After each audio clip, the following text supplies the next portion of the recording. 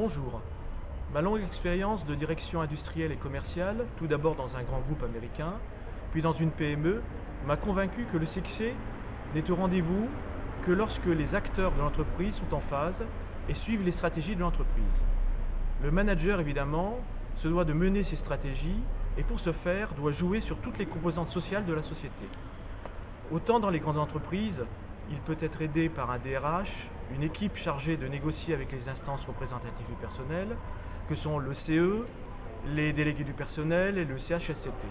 Autant dans une PME de plus de 50 personnes, il se trouve assez seul, confronté aux demandes du personnel au travers de ses représentants, évidemment confronté aux injonctions des actionnaires, des dirigeants du groupe, qui ont tendance à minimiser les écueils qu'il doit traverser. Je pense qu'il est utile de revoir le poids des acteurs de cette vie sociale, de comprendre les mécanismes nécessaires pour conduire et animer avec professionnalisme les instances représentatives du personnel et surtout de revoir les conditions dans lesquelles les inévitables conflits apparaissent. La gestion de ces conflits nécessite un dialogue adapté aux PME et le dirigeant doit constamment se tenir au courant des législations, des jurisprudences qui s'appliquent aux problèmes du jour.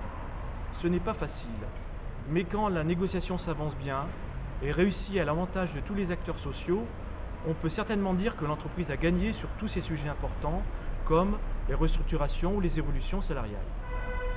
Cette formation professionnelle de ESG exécutive, relative au management, des relations sociales, permettra enfin un partage de pratiques